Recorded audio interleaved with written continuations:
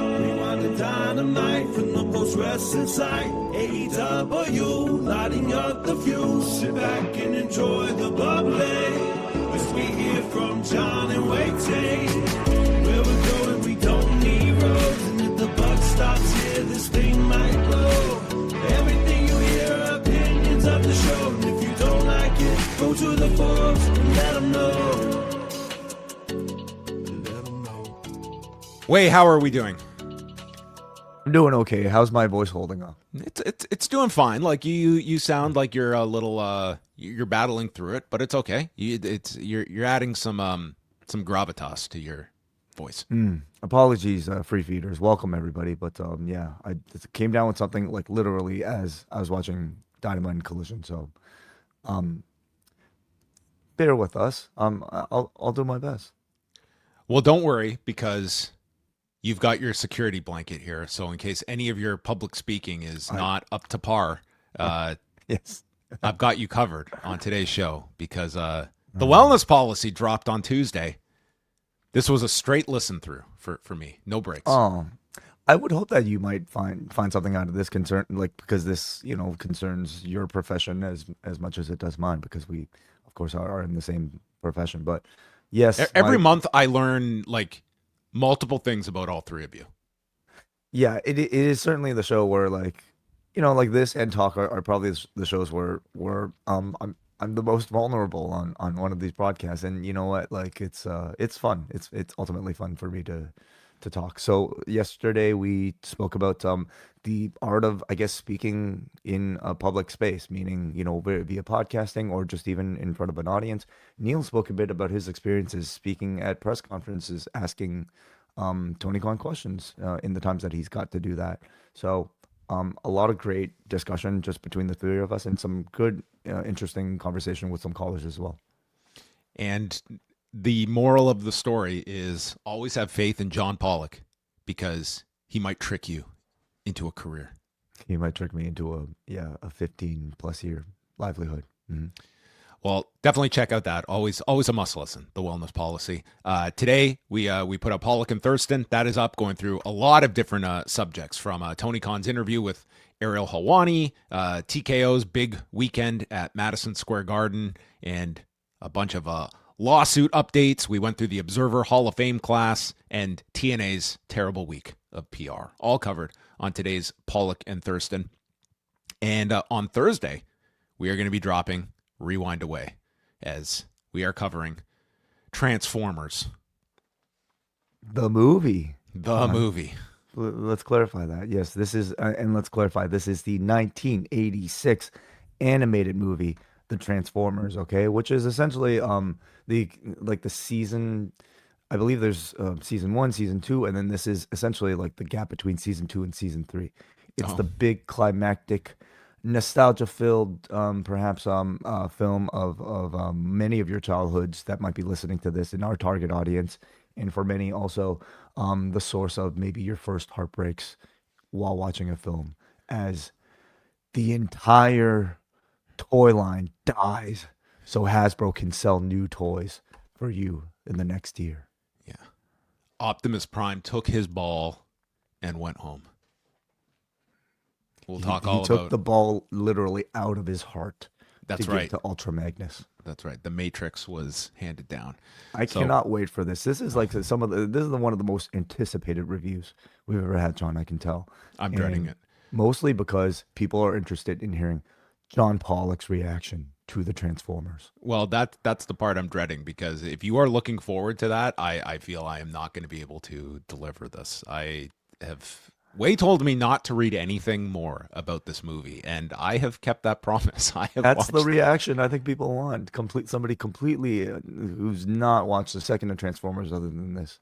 No. I've never had the feeling before, ever. No matter like what messed up movie I've ever watched, I've never finished a movie and thought to myself, like, I need to watch this again, because I don't know what I don't have enough after this 90 minutes to talk about this. I will somehow, I will lead, I will follow. I will be following in the footsteps. Wai will be the security blanket for yours truly on I will Thursday. not. I will do my best to guide things along, but it'll be Sean Levine, our executive producer, who chose this movie. That will be the super fan that'll be joining us for this one. So I look forward to talking to both of you. All right. And a reminder that we will be live both Friday night after SmackDown and Saturday late after Full Gear. Full Gear, we will be live here on the Post Wrestling YouTube channel. So hit subscribe or F off. On to Dynamite we go. The Agganis Arena in Boston. 3,016 tickets distributed according to WrestleTix. And what a night of wrestling we had in store. Bobby Lashley and Ricochet are kicking things off. The winner will be the number one entrant in the Casino Gauntlet for the prestigious national title. And Ricochet is out in a Philadelphia Eagles hoodie and tells the audience, "Fly, Eagles, fly." I think he was expecting a lot more New England support here in Boston. This crowd did not seem to care all that much that he was supporting the Eagles. It was like it kind of felt like okay. Hard to argue with the Super Bowl champions, I suppose. Well, he said then he just railed on the state. He hates Massachusetts. The only good thing to come out of this state is my wife. And I'm surprised that Helwani didn't ask Tony Khan about this. And he brings up MVP misidentifying the international title when it was introduced, saying it's the national title. Maybe MVP's getting dementia. And I thought he had some like really good lines here. And if you were to tell me this promo, I'm like, you're going to kick off the show. You're going to insult Boston. You're going to make fun of MVP. I'm like, it's Ricochet. Like, this is going to kill. And this audience just did not seem all that moved by this. But I thought he had some good lines in here. And honestly, like much of the crowd response throughout the evening kind of felt that way to me. No. Tony Schiavone told us in the dreaded third hour in the closing minutes, this has been an amazing crowd tonight. Yeah. I'm sorry. It did not, like, there were some moments, but this was not a lively crowd for the bulk of this show. Email me, wai@postwrestling.com. You can tell me, no, man, it was super loud. It was the loudest I've ever been to a wrestling show. I was in section G4 and the guy was screaming next to me. It was so loud. You don't know, man. You just don't know. You got to do it in a Boston accent. You do no, it like no, it's too early to do a Boston accent. Yeah. Well, after promo time, Lashley just finally grabs Ricochet and tosses him onto GOA on the floor and then runs over Toa and Khan. Lashley then catches a spirit gun attempt and just spikes Ricochet down, spears him. Somehow this lasted 5:23. I thought this was even shorter than that. He just ran through Ricochet here. So Lashley will be first in. Most of this segment was taken up by Ricochet's promo. And honestly, at this point, I'm not really that disappointed because I feel like Ricochet is maybe even more known now for like his character stuff than he is his wrestling.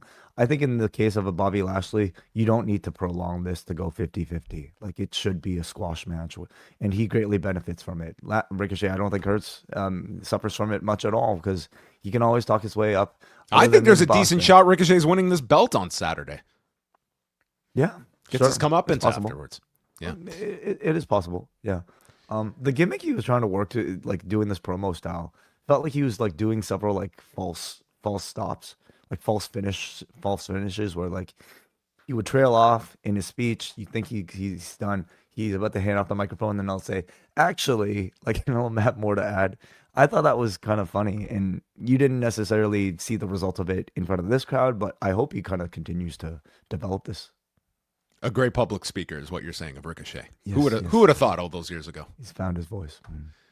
Joe and Shibata are backstage. So Joe will forfeit his title match on Saturday if he interferes in tonight's match between Hangman and Shibata.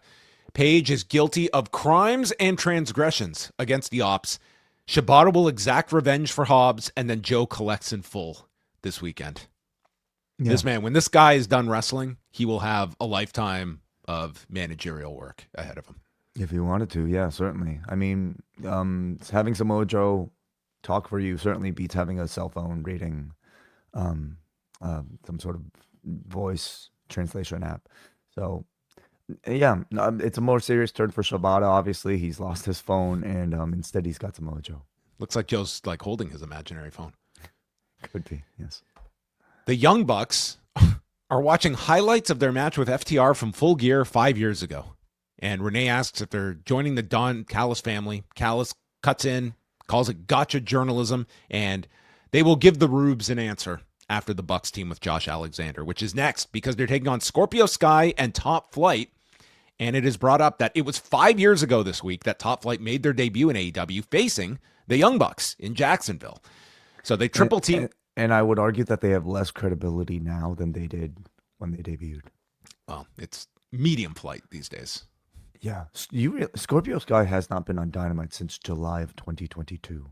This is his first Dynamite match in 3 years. When he did that promo on Collision Saturday and he listed off like the thousands of days since he lost the TNT title, he's like, and not a day has gone by that I haven't thought about it. I'm like, I bet, because you've had nothing else to do. Not a day has gone by since we thought about you, honestly. Like he's been just a non-presence, really in AEW as a whole, but yeah, Dynamite too. Well, they were not here to be the focus. They triple teamed Matt Jackson. And then Josh Alexander starts arguing with Matt after tagging himself in. Dante hit this incredible nosedive off the shoulders of Darius to Josh Alexander, but then the save is made. Dante comes off the top, is nailed with super kicks. BTE trigger gets blocked, and then Martin comes back with a Tope Con Hero, and the crowd gets up for that. TK Driver is hit onto Dante, but Josh is the one to apply the ankle lock and getting the glory at 10 minutes, 39 seconds, as Tony calls Josh Alexander a bully. Yeah, that seems to be the new character Alexander is portraying, and I'm glad for any sort of character to be portrayed, especially coming off of the, very unfortunate Kota Ibushi injury, but they're doing it right by like crediting it to Alexander, and in fact like using it to springboard a new, more aggressive, more, I would say, sadistic, heel type of character for Alexander. So that was nice to see. Match was very good. Top Flight, I think, are excellent jobbers. But, it's the type of match where you're really just kind of watching for the action because it was really kind of hard to get invested for any sort of like, reasons beyond that. Yeah, Skyflight has not exactly gotten off the ground, would be my assessment these many months in. Callis enters the ring and wants to get the answer from the Bucks, says that now you're getting big matches again, you're getting money, you got your entrance back. Callis would not want what happened to Omega to happen to the Young Bucks. And that prompts Kenny to come out with a chair, and he fights off members of the Don Callis family, and the Bucks are restraining him. And as he has his back turned, Josh Alexander chop blocks him and applies the ankle lock. And the Bucks are not stopping it, but they're conflicted. And Callis calls for the BTE trigger to Omega when Jurassic Express come down with a snow shovel and a vacuum to chase off the Don Callis family. So we are going into this trios match on Saturday with the idea if the Bucks are really concerned about Omega or if they end up in the family. Was it a snow shovel and a vacuum? It was a snow shovel and a full-on vacuum that Luchasaurus was wielding, and Perry had the shovel. We'll maybe doing a bit of like landscaping and these are definitely going to be weapons that cleaning? are used on Saturday. Yes. Interesting. Maybe they were studying like China and Jeff Jarrett. The Good Housekeeping match that they had. Oh, that classic. How could I forget? Of course. Yeah. Well, that's So we don't get a definitive answer from the Bucks about joining Callis. We might expect that on the pay-per-view. You would think. I mean, it would have been anticlimactic to just ultimately give an answer here, especially if they chose Kenny and then they got to wrestle him on Saturday. Mm-hmm. Renee interviewed Harley and Willow before their semifinal match with the Sisters of Sin, and perhaps they didn't make Sky Blue bleed enough last week. Athena and Mercedes didn't take us seriously. Well, look what happened there, and they celebrated as the Babes of Wrath. That's who they are. Very energetic, charismatic promo from the both of them. Then they had a nice moment where Tony Schiavone reflected on the passing of Bob Caudle. you know, 'cause Shivani was like, he grew up like a fan, and Bob Caudle was like the voice of his like wrestling youth. And then he got to work with the guy once he made it to Jim Crockett Promotions. So he was, you know, I'm sure very, very much affected by his passing. And then said, if there is any wrestling Hall of Fame, he should be on the first ballot in, which I didn't know if that was a subtlety to the fact he was on the ballot for the Observer Hall of Fame and did not get in this year. Oh, interesting. Yeah. I wonder. I feel these words were pretty genuine, and I would assume he just didn't think that there was like an actual. Well, I'm just saying with the timing of it all, but there are a couple wrestling halls of fame, right? Like even Cauliflower. There's a handful. Doesn't Cauliflower have like an announcer? Don't they? It's No? they don't have one specifically for an announcer, but it's more it's like awards based. It's they honor just everybody. Don't go like tweeting Tony Schiavone trying to correct him. Okay, like this is I feel like a very heartfelt message. I don't think he needs to. It was a very nice message. And then they announced the Continental Classic begins next Wednesday in Nashville. I feel we say this every year, but I don't understand why they don't try to milk this a bit more. Like when are we going to find out the participants? Is it going to be Wednesday? Is it going to be Tuesday on Twitter? Well, last year they said didn't they do like some sort of online special revealing the brackets? Like maybe you'll get that. One year they did do the online reveal. Right. John, you will find out at the optimal time for engagement, John, okay? Which is maybe Was John Wednesday Cena morning. not available to read off the names for this? I don't know. To me, like I think the answer is always Tony doesn't have it yet. Okay, let him get to Collision. Once he's done Collision, he gets to the Jaguars, Fulham, whatever other bullshit stuff he's got. Then he can focus on these brackets for Continental Classic. Okay. I mean, how many people could possibly be injured after Full Gear? Yeah, that's always his excuse, and maybe it's a valid one. Yeah. Shelton Benjamin and Speedball. The winner gets to be number 2 in the Casino Gauntlet. They should have just done like 15 of these matches, so we had the whole rollout of potential participants in the match. Well, how hard would you be fighting if you're trying to be ranked 15th in the Casino Gauntlet? Well, you go as hard as you feel the reward is worth it. MVP was on commentary. He just destroyed this Mike Bailey and his grappling. I mean, if Mike Bailey goes back and watches this, I mean, the snow shovel may be Jack Perry's foreign object, but it was the weapon of choice for MVP on commentary here because they're calling. It's like, oh, he's going for the arm. He's like, terrible technique. Look at the fulcrum. He doesn't even have it close to applied. If this guy wanted to work with me, I could help him. Great strikes. Terrible grappling. I think it's a great heel gimmick. It's the type of gimmick I wish, like, I mean, like Taz would employ as a color commentator, but like, yeah, it works in this scenario, certainly. MVP kept reiterating that you don't win matches in the air. You win it on the ground, and Shelton is one of the best ground-based wrestlers in the game. So Bailey got a bit of offense in. He DDT'd him on the floor, but Shelton beats the count, and Bailey connects with a shooting star press for a 2 count, and then Shelton Benjamin hits this super kick that you don't get the best angle of, but it sounded like a gun went off and the bullet went through Bailey's head is what it sounded like.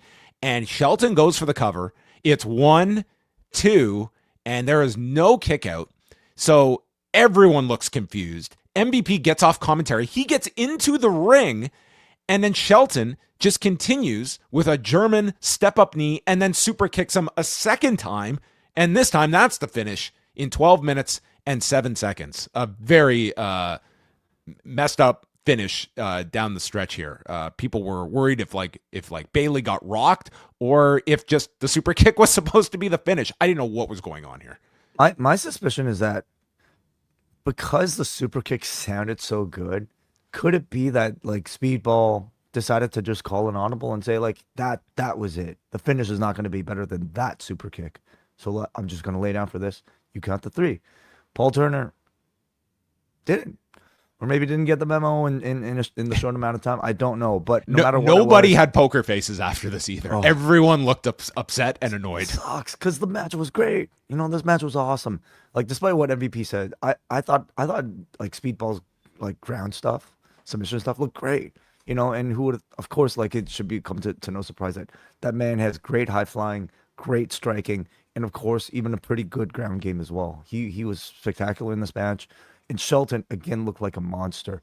It's just like you do such a great match and you get to the finish. It would have been perfect, but then due to factors beyond the two of their control, it's not there. So thankfully, like when they did do the restart, I mean Shelton killed him with like that knee, the suplex, and then another super kick. So it just ended up making Shelton look that much more devastating. But a lone blemish. But I thought it was still a great match.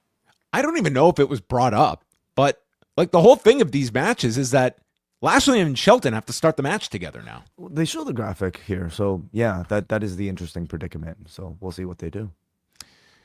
Moxley and against Roderick Strong and Orange Cassidy. So we got an update on Darby, who we have not seen since Blood and Guts. He sustained second-degree burns, and Brian asks, is he cleared? Because that's insane. Well, apparently so, because this match was made on Saturday. Second-degree burns be damned. Yeah.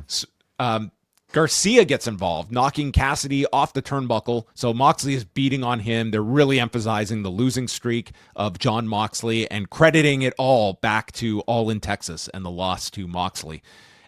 Strong gets in, hits a Tiger Driver and a stronghold onto Moxley. And this was interesting because as soon as he applied the stronghold, like you were getting the "you tapped out" chants, but it's like every submission on Moxley now, the fans buy as a potential finish because they lit up when this stronghold got applied, and it was Garcia that got on the apron, so Strong released it and goes after him. We see a Strong stop a Doomsday Device, superplexes Moxley, and then Orange Cassidy is in with an orange punch to Garcia, one to Moxley, and then chases after Yuta and runs around the ring, gets caught with the pop-up European and into a bulldog choke as Moxley submits Orange Cassidy in 12 minutes and 20 seconds. And they did put over that it took 4 members of the Death Riders to take out Orange Cassidy. Yeah, sure. Yeah, I mean, so great match, excellent, hard-hitting, fast-paced, high-quality action as you would expect from like talent like this, right?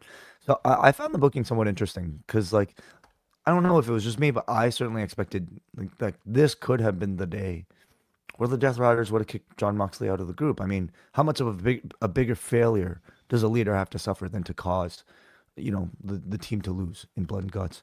We didn't get that. We instead got a rehab match of sorts for John Moxley, giving him the victory. And this snapped Mox's losing streak in he's winless in 5. So this kind of disrupted that. And by the end, you understand why, because they gave Kyle O'Reilly a lot more than just, give Moxley a little bit because he was about to suffer a lot more in this post-match angle. Yeah, Kyle runs down and he gets the ankle lock on Moxley, who's tapping furiously. Yuta and Garcia are kicking away, but Riley is just out of his mind. He just screams, he won't let go, and issues a challenge to Moxley for a no-holds-barred match on Saturday, which has now been added to the pay-per-view. I think they've done a great job building Kyle, and it's the most serious. Can you imagine stating this a month ago that Kyle O'Reilly will face John Moxley after Wrestle Dream? And here they are, and what they've done in just a couple of matches with Kyle O'Reilly. Yeah, and when I say they, I mean obviously we mean the entire brain trust that's involved in creative here, but predominantly John Moxley. He is making Kyle O'Reilly, and I think Kyle thankfully is shedding some of the comedic side of his conglomeration self in these sort of settings. He sounded very nice and intense in this segment, and I hope they're able to continue that throughout this match on Saturday. This is Saturday. Saturday. Do you think O'Reilly beats him proper? This has to be the finish, right? I think you can, at this point, I think if Moxley wins, it certainly means a whole lot more. That if you could certainly just continue with this with O'Reilly, but my sense would be this is Moxley's win back. Yeah, I wonder because I think Blend Guts. You put it this way. I think the reaction is going to be fantastic for this match because I think now so everyone buys Kyle O'Reilly. In fact, they're probably thinking he will win this match. So that's going to be great for the dynamic of this match that you can go either way. This is the best built match on the card. You could say that. Yeah. I've really enjoyed what they have done here. And, taking a character that has been so protected and now, you can do losing streaks and make it's like how many losing streaks have actually worked in pro wrestling? It's very few. Well, this one was creative. Like it wasn't a losing streak per se, but like a non-win streak for Moxley. And they got there through, I would say, clever and surprising ways each time. Brodito called FTR one of the best teams in history, but we are one of the best in AEW, and you have not been able to beat us. So you're not leaving with our titles. Omega and Jurassic Express, you can't buy family or friendship, but the Don Callis family has tried, and no money will save them on Saturday. Not $1 million, $2 million, or $10 million. Will we get up to a $10 million match? Maybe if we're all in. Yeah. Tony Storm, Mina Shirakawa. They had quite the choreographed entrance, the two of them crafted, and they took on Alex Windsor and Riho. The only thing I'll say about these two quarterfinal matches we got tonight is that ending to Blood and Guts was so incredible that they'd be out of their mind not to do this match in the semifinals. That I almost wish these two quarterfinals had been done before Blood and Guts to really ramp up, because these kind of just felt like just very clear, like we have to get through these matches to get to the match we already shot the angle for last week. And I certainly think it resulted in a really like lukewarm atmosphere for both of those matches, because nobody could buy, the non-focused upon teams to actually win. No, here this is around like around the midway point of the show, and the crowd certainly did take a dive in my viewing of this. But they worked on Mina for a long time. The crowd was really into Toni Storm, like they're chanting for her as she was on the apron, and during the picture-in-picture for several of these matches, like man, it was a lull in this arena.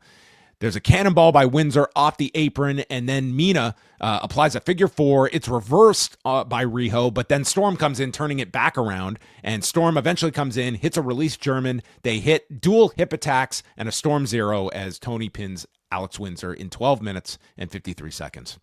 Yeah, very low heat for the match. I think they certainly struggled in that department, and I thought they would do a bit more to build on Storm and Windsor's relationship, because I mean Windsor was kind of Mina's surrogate for a few weeks there, earlier this year. So I thought there might have been some good drama to explore in two people fighting over Toni Storm. But I guess with Blood and Guts to build to, they probably didn't have the foresight, nor like the time, nor the attention to dedicate to it. But as a result, this was a match that certainly suffered from interest. And then it's announced that the final four women's teams in the tournament will take part in a four-way match on Saturday. The winners of the four-way match get to choose a stipulation for their semifinal match. Yes. Mm-hmm. So one of the semifinal matches will have a stipulation. Yes. Alicia Toot is with Kyle Fletcher, Don Callis, and Mark Briscoe. Fletcher will set the record for number of TNT title defenses if he beats Mark Briscoe Saturday. And Briscoe, you will thank us when you join the Don Callis family and thrive under a real family. Briscoe tells him not to talk about family. He talks about his actual family and his work family, the conglomeration. Failure is not an option. And he says that he won't be leaving his family or letting them down. And at the beginning of this, they agreed to no physicality, but he gets jumped by Okada and Hechicero, who did not enter that agreement. And Callis tells Briscoe he's going to make his kids orphans. I hope not. Okada got the last line in this. He is glad. He said, I was glad to help because I knew Takeshita wouldn't. And he says, Proto-Okada. He's really trying to get that one over. Proto-Okada. It's funny when he does it, because it's like, I mean, Okada's not really known for puns, I guess. It's kind of funny. He's no Shiloh Hill. No, he's not. No. I love seeing Okada try to court Fletcher, like for no reason other than to spite Takeshita. Like I love this Okada. I do. I'm sorry. He should have bragged about the advance for Wrestle Kingdom here. Maybe that'll be afterwards. Yeah. Takeshita couldn't sell out the Tokyo Dome. He needed me. He wouldn't have Bail had him out. 8,000 tickets this week. We go to Pac. Well, listen about that. Like, I'm expecting Takeshita to lose, and I think there's a very good chance Okada wins. So coming off of the Wrestle Kingdom, he could gloat about the result. Yes, it's possible. I think even the idea of like Okada like going on last, I think there's a lot that they can take from that. Pat cuts a promo. He apologizes to Darby because I promised to break your neck, but instead I sent you to the burn unit, and no one has seen from you or heard from you since. So this Saturday, there will be no weapons, no fire, because when you are stripped of all your bells and whistles, you can't compete at the level of a legitimate athlete like me. I thought this promo was awesome. And even more so, I think a lot of people forget that when Darby just does like straight wrestling, he is like really awesome. And I kind of hope we get this kind of match. The story really doesn't call for it. The story should call for Darby to like bring a flamethrower to take out Pac. But I certainly won't complain if they just go out and wrestle this type of match either. I think this will be one of the better matches on the card on Saturday. Well, the man is suffering from second-degree burns, okay? So even a grappling match is going to be a death match for him. Yeah, Matt burn. The worst degree of burns. Ouch. So, I mean, I hope he sells it like that. You know, like, think about it. Just even a back rake, you know, should be deadly for Darby Allin. So I'm looking forward to the match. Not to say it's like, so what do you say? Like, this won't be just a ground-based match. It'll be a straightforward match. You'll still get some sort of like, you know, a lot of variation. It's not like it's just grappling, but you'll definitely get that at the beginning. So I'm looking forward to it. Pac cut this. This was like a pre-tape promo. It looked really cool. So I guess might have been from the countdown. Okay, possibly, yeah. But I wonder if like he's still going back and forth. And it means this week he might not be in the U.S. Will he be in full gear? At full gear. This is his full gear now, isn't it? I guess so. This tank top. I mean, if he shows up on Saturday like this, then this is here to stay, isn't it? Yeah. So he was in a tracksuit today, and then I guess this body is here to stay. Yeah. Hangman Page against Katsuyori Shibata with Samoa Joe on commentary. He is not allowed to attack. Shibata gets in offense, and Joe just laughs uproariously. He was so funny on commentary. Page is dealing with his ribs and neck taped up from the Falls Count Anywhere match last week. Hobbs is nowhere to be seen. He was hospitalized, we learned. So Hangman has taken out Hobbs. Now he's going after Shibata. My only gripe with this, his selling was great. And there's one, he's struggling to get him up for a dead eye at one point, but then he's got to do the kip up, the dreaded kip up. Shawn Michaels, man.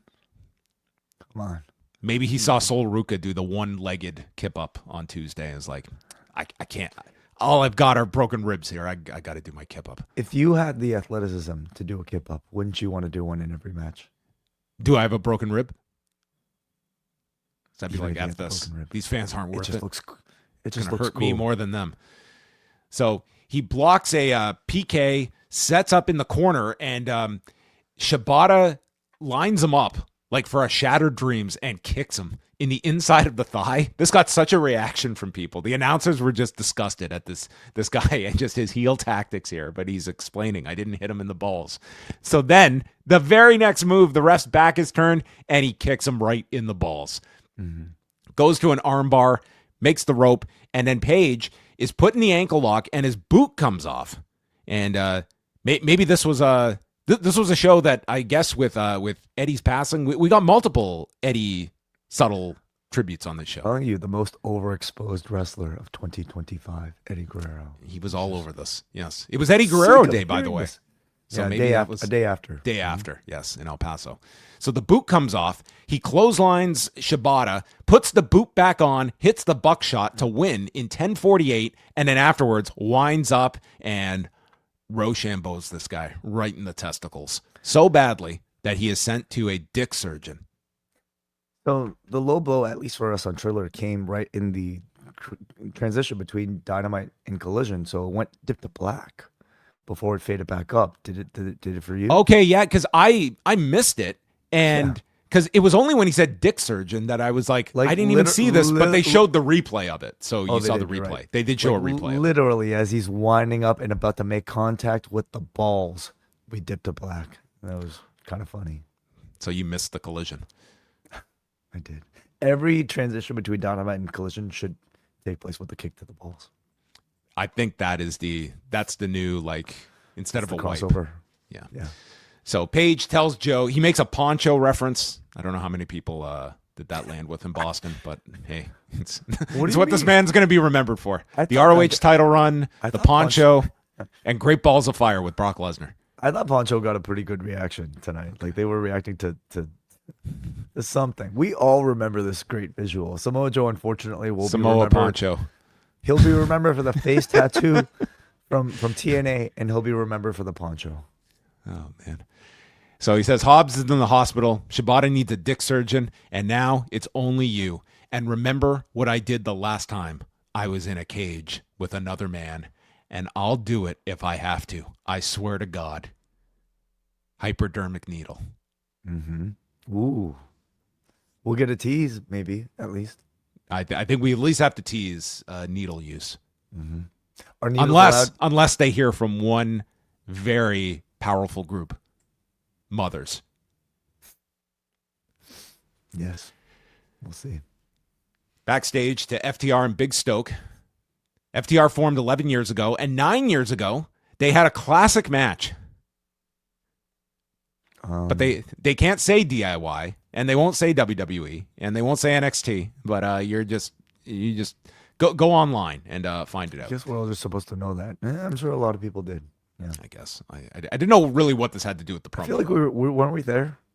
Was that this was in Toronto. I think it was because it was, I guess it was 9 years ago this week that match took place. So, whatever. Right. Cool. I think most people's response was the same as Cash's. Cash refers to Ricky as Dick the Dragon and Abuela. They'll be safe. We're done with all our games. But your role as the feel-good story... The Dragon and Abuela sounds like the coolest band name. Dick the Dragon and Abuela. Yeah, I don't even know what music they'd make. Oh, man, that would... Imagine if that was what the White Stripes decided to go by instead. They'd be my favorite band. So, Dak says they've had classic after classic, but this title reign is what we hang our hat on. And then we will be the best team of all time. 3-time AEW Tag Champions.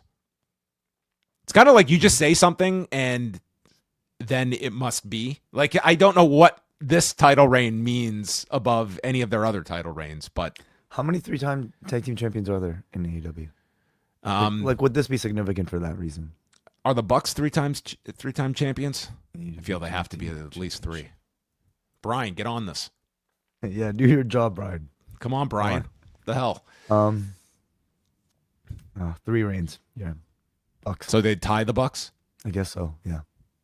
Does that make them the greatest of all time? This kind of feels like you want to have a quick reign and then you win the 4th one. The 4th one we can get rally behind. That's what you saved this promo for. That reason, I think FTR are going to win anyway, but then you ultimately build to a match with the Bucks for the 4th reign. Let's do it. I mean, they did show the the Bucks is randomly watching this old FTR match from 2020. I mean, certain that they can get back to that at some point. Megan Bayne, Marina Shafir against Anna Jay and Ty Mello. It was funny. They emphasized the judo backgrounds of Shafir and Ty Mello, who just like struck one another. Like it was just no. They did a lot of judo off the top. Did they? Like they did a bunch of throws. Like it was like a sparring, like sort of a practice session. They did some throws, but you wouldn't really know it because like the commentators didn't really focus on it too much. Well, Jay hits a blockbuster to Megan Bayne, tags in Mello. Mello hits both of them. They hit a pair of double DDTs, and then they go for guillotines, which Bayne and Shafir turn into suplexes. Jay tries to get the Queen Slayer on Bayne, but Shafir rakes the back, and at this point, she's the legal woman having tagged in with Bayne, and just puts on Mother's Milk, and boom, instant tap. I do like the fact they're making the submission like there's no fighting this, it's over. 9 minutes, 9 seconds, and now they will face Toni Storm and Mina Shirakawa. I love Mother's Milk. I think it's such a badass submission, and I think it's such a great name for a submission. And like he's like kissing the forehead. She's kissing the forehead now of her victims, which I mean, as a mother would, I suppose. But it's just, I think it's so awesome. So I love the finish, but I gotta say, I was kind of like, so this match again suffered from the lack of heat. Like, just again, we know what the semifinals are going to be. Nobody buys Ty J at all to win this. But I also think it was especially disappointing coming off of like the great presentations of Shafir predominantly, but also Shafir and Bean coming off of Blood and Guts. Crowd didn't really seem that interested in all of this, and I was also a little bit disappointed in that the match didn't carry more of an intense vibe that I thought Blood and Guts managed to create for the both of them. Like I think we should have had like at minimum like some interviews earlier in the show. Like these are important matches for this tournament, and let's hear from Anna Jay and Ty Mello. Like get these people in Boston to want to root for them and do something. Instead, they just like you do that finish at Blood and Guts, and just everyone wants to see the semifinal match. And even without that angle, I think they'd be fighting that stigma that they're not beating Megan Bain and Shafir. So give Ty J like some kind of big rallying cry that gives you the audience wanting to back these two. It's hard to do just with the positioning of Blood and Guts to this match, honestly. Like, and maybe to your point, John, maybe this match would have been better like taking place before Blood and Guts. But it's not like you can really justify. You can justify a squash, of course, but I wouldn't do that to Ty J. I think they're a bigger team than a team that you just squash. But I still would have liked to have seen more intensity from Shafir and Bane in this match. Like, they were doing a spot where like they were doing like the 10 beats, like Sheamus's 10 beats with like Bane doing hers and then Shafir doing her kicks. And I thought that was just way too cute and way too contrived for somebody who I think should be the female equivalent of a John Moxley. Like Moxley does not do these sort of like 10 count type of like bullshit, like play to the crowd, like pattern things. He goes in there and kills. And that's what I loved about Shafir in the Blood and Guts that I didn't really get to see in this match. Storm and Shirakawa are on screen. They are going to wear Bane and Shafir's skulls as a pearl necklace after Saturday. And then once they win the 4-way, they can choose whatever stipulation they want. It can be a chicken coop match, apartment wrestling, or Mina suggests a Taipei death match. And that Moxley will piss himself with blood when he sees what these two do to their women. Very violent promo that they are painting. Well, he's pissed out of many orifices. Has he pissed blood? I can only assume. Oh, sorry, blood out of many orifices. Well, I should edit that. Well, the match is no holds, not no holes, Bard, on Saturday. There was a video about Chris Statlander focusing. I could not focus on this. Austin Gunn and Juice Robinson, because, of course, we need to hear from Austin Gunn and Juice Robinson on this show. They promote the Tailgate Brawl, the 4-way, for $200,000. So only a fifth of the real big money that's going to be distributed on Saturday. I thought Juice was really funny here. Like, Austin's trying to cut like just your intense promo, and Juice is only concerned about the $200,000 because they're going to fill up their tax-deferred 401k. They're going to get a taxable brokerage account. And Austin, we're going to get you a pension. And we're going to be pigs in shit. And I'm going to venture to guess that Austin Gunn had no idea. They just went in with some idea, and I feel Juice Robinson was just trying to get this guy to break, because that's what this promo felt like.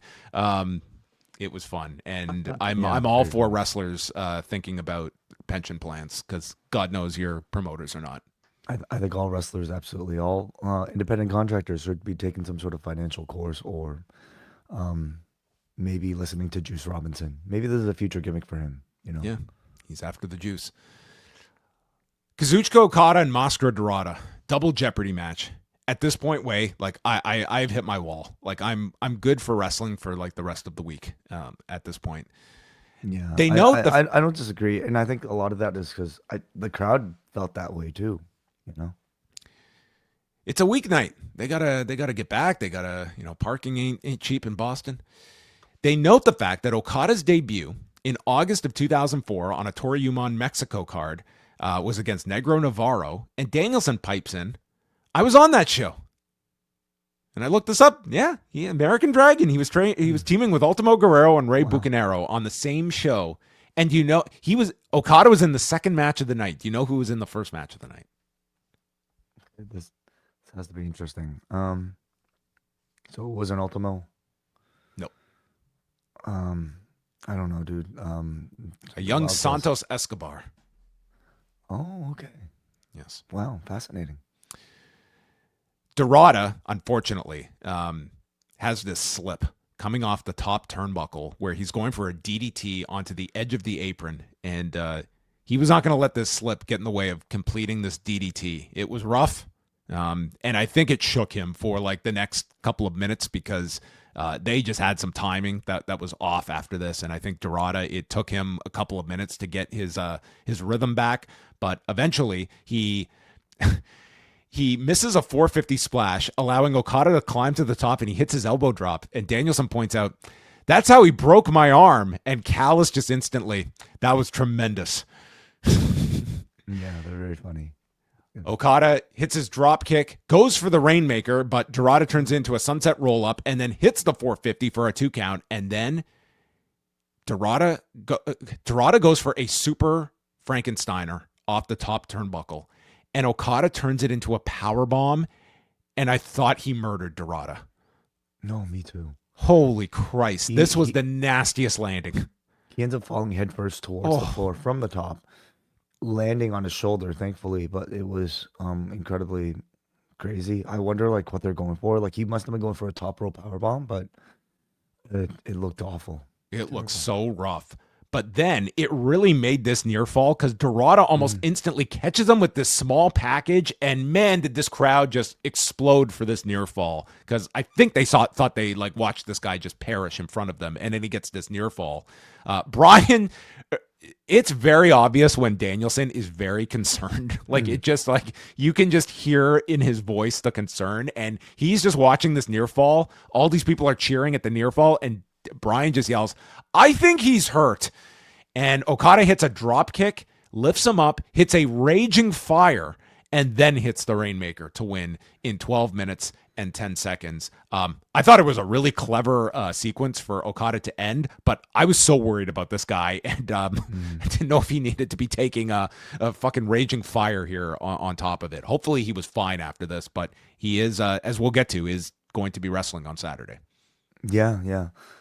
So for me, like I was really looking forward to this match, and I think so much of it is because it's like 2 world-class talents, and I think so like I also had the 3-way in my mind, which to me is still one of the matches of the year between Okada, Dorada, and Takeshita.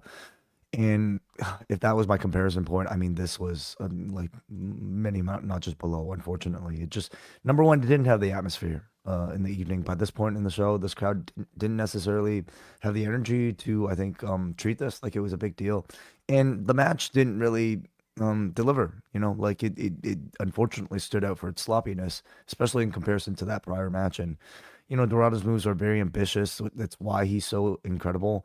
But when it's not pulled off well, I mean, it really does stand out. And at times it just looked either too cooperative or straight up mistimed and scary for all the wrong reasons. So lack of atmosphere plus a lot of that, I think overall made it a disappointing match for me.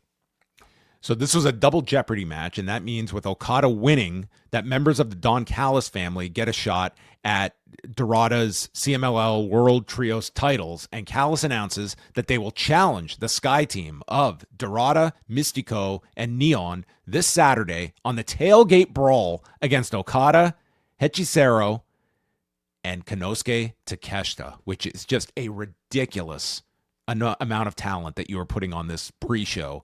And the highlight of this was the camera was on Okada when Callis revealed returning from Japan, Konosuke Takeshita. And dude, Okada is just so goddamn funny. It was just so funny. They just had the camera on him and just his slow reaction, because Callis is like he's dragging it out before he reveals it, and Okada's realizing, oh, from Japan, I know who that means. It's just the bane of this guy's existence. But this match should be a lot of fun for Saturday's tailgate.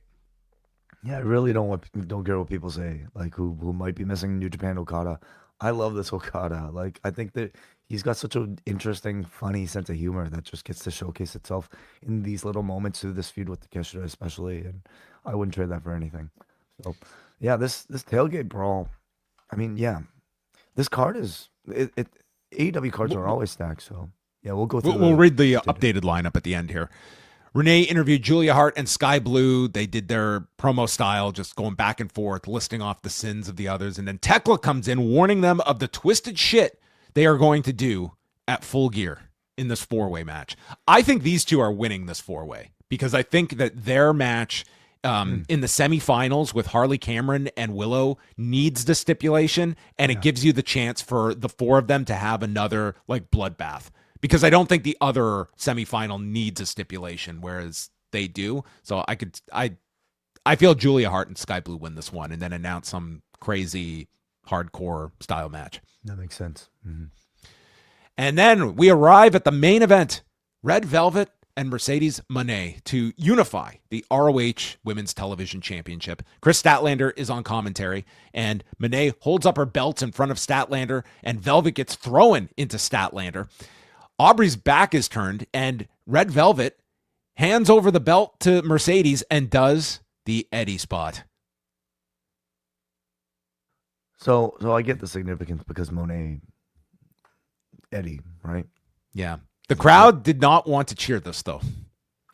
Yeah, I don't know what it is. It might be because of the week we've just had, but like, I feel like I'm done with like Eddie spots for quite a while, and coming off all the Dom stuff and just like this felt like YouTube.com/post wrestling though. That can be your lone Eddie intake of the week.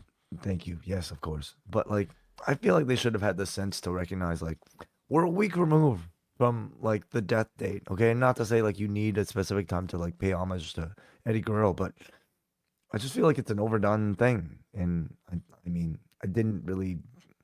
I want to see someone. Let's just expand the Eddie spots. Like, who's going to take the monkey flip and bounce off the ropes when taking the monkey flip? Like that. Sure. Let's do that. Let's expand. Okay, he did the belt spot. That's great. Yeah. He did a lot more than just shuffle. laying down after throwing a chair to his opponent's hands. Yeah. So I think this is during Picture in Picture that Statlander jokes about texting Danielson, and Brian could not make it more clear. I do not text. And Chris is just like, yeah, I was just making a joke. It was so awkward. I found Statlander, like, I mean, okay, this was during commercial breaks where, like, they can be a bit more awkward because, like, they're not necessarily on. They're just kind of like, like almost a bit more playful.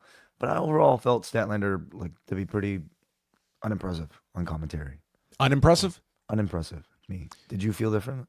I mean, I found it to be weird the way she was setting this up. Is like, well, it's great. Mercedes is the one that's wrestling all these matches. I'm not. I'm just scouting her. And I mean, it's just such a weird dynamic. Plus you're in Boston, so the crowd's like cheering Mercedes, and you had this total feel of like Statlander is like the heel that is capitalizing on the worker champion here that's going off and wrestling all over the world every week.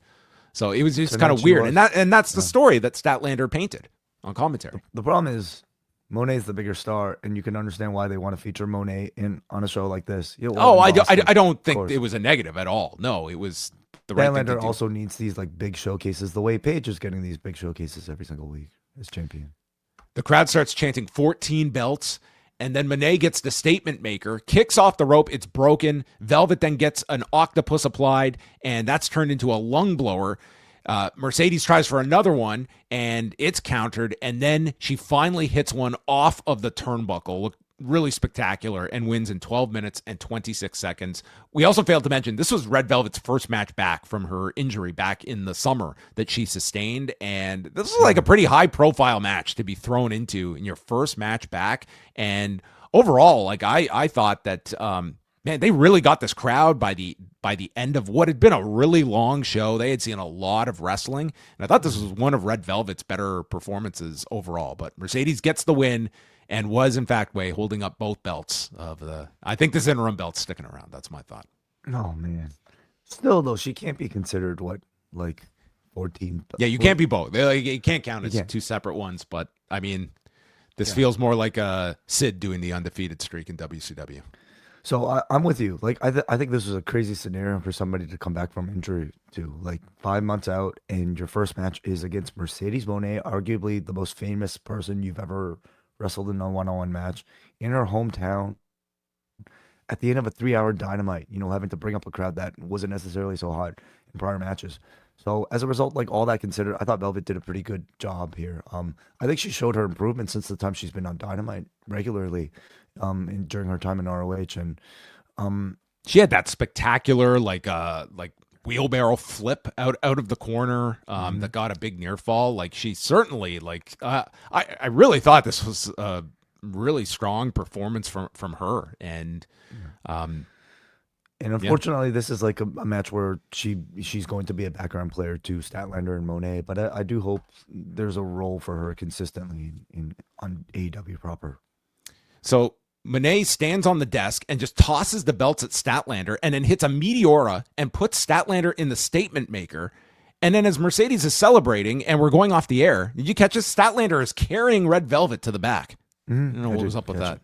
So it might have been just a fun thing, or it could have been a tease of something further. I don't know, but I don't know if I looked that much into it. But that was Dynamite and that was Collision.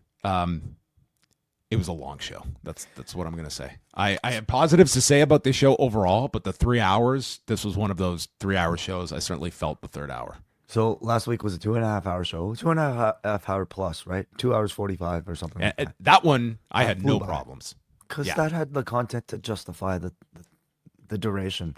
This did not. I mean, on paper, it was a good looking show, but not that much better looking than a typical edition of AEW Dynamite. And it's a slog. Yeah, it got to be a slog. And I think a lot of that also had to do with the audience's energy, because I think it rubs off on the viewing experience. And a lot of these matches were just cold. And I don't entirely blame the audience, because some of them, they didn't really give you that much suspense, in particular the tag team tournament matches. What were some other highlights for you on the show? I thought that the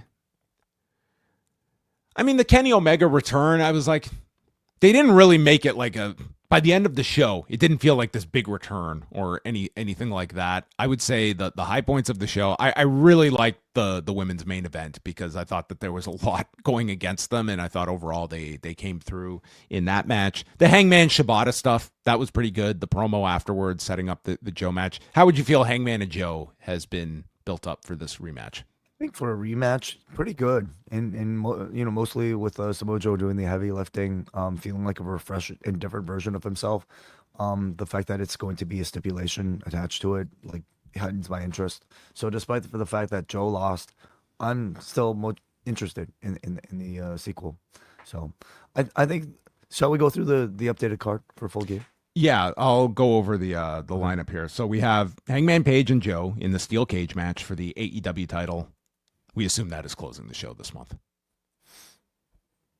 You couldn't assume, and nothing's guaranteed. Brodito against FTR for the tag titles in the match that will define FTR's legacy. Kenny Omega and Jurassic Express take on the Young Bucks and Josh Alexander for $1 million. It's crazy. Which is like 1.4 million Canadian. Mm-hmm. Yeah. So Josh Alexander has a lot at stake in this match. Kenny too. Kenny as well, yeah. Not making his residence here, though, is he? So I don't know. It's probably worth just as much in Japan. Chris Statlander, Mercedes Moné for the AEW Women's Championship. The Casino Gauntlet for the National Championship with Bobby Lashley first, Shelton Benjamin second. Kyle Fletcher, Mark Briscoe, no DQ for the TNT title. If Briscoe loses, he is forced to join the Don Callis family. Darby Allin against Pac, which is like the only match I'm looking at here that is just singles match. There's no title. There's no stipulation. That is the appeal. It's a Darby Allin. The stipulation is that there's no stipulation for a Darby Allin match. That's the novelty of it. Sure. And then we have the four-way tag match with the Babes of Wrath, the Sisters of Sin, the Timeless Love Bombs, and Marina Shafir and Megan Bayne, who do need a team name to fit into these four. John Moxley, Kyle O'Reilly, no holds barred match, and then the Tailgate Brawl has 3 matches as of right now. The Sky Team defending the Trios Championships against Okada, Takeshita, and Hechicero. Caster and Bowens against the Bang Bang Gang, against Big Bill and Brian Keith, against the Outrunners for $200,000. Just sure. And then Boom and Doom. Big Boom AJ and QT Marshall with Big Justice in their corner against Rocky Romero and Trent Beretta. Yeah. It's a good match to put on like TV, isn't it? Yeah. Great pre-show match. Yeah. Sure. Okay. we're gonna get Boom and Doom and the Sky Team bookending the Tailgate Brawl. Perfect. Perfect. Yeah. It's a pretty full card, wouldn't you say? Yeah, it's already Friday, Wednesday. This is the go home show, so yeah, it has to be. Yes.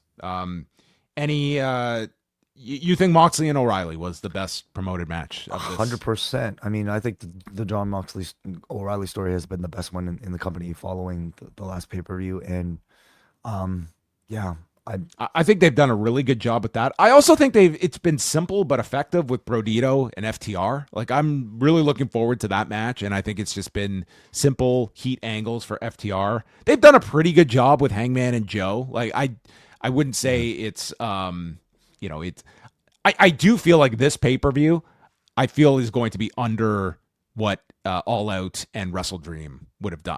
My interest feels less for this one than those last two shows. It's kind of how I feel too. Yeah, maybe it's just a combination of just like the Page Joe match being a rematch, albeit like a decently built 2-1, and just like maybe the lack of feeling of like we really just changing. built like we just had a pay-per-view. And really, like, the pay-per-view of this month kind of felt like Blood and Guts last week. Like, that felt like the big show to build towards. And I just feel like these 4-week cycles, they don't always work for WWE or AEW, where sometimes it's the pay-per-view week and you just don't feel like you're ready for another big show for all these programs to reach that point. What title changes can you see on the show? Moné and Statlander, do you see it? Yeah, I think so. You think Moné wins? I think so. Statlander's reign just ends. They could do that. Feels kind of early, but I also wouldn't completely discount it. I don't see Hangman losing. No. I see FTR winning the tag belts. Yes. That would probably be the strongest one over. Because Statlander I could see retaining. I don't see Brodito retaining. I'd be surprised by that one. Fletcher, Briscoe, what do you think? I think there's a.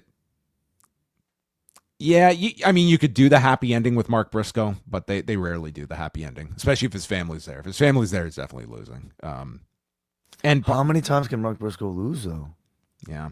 I mean, he kind of should win this one, and Fletcher just goes into the Continental Classic, and he's not holding on to this TNT belt. Like, he could win the Continental Classic.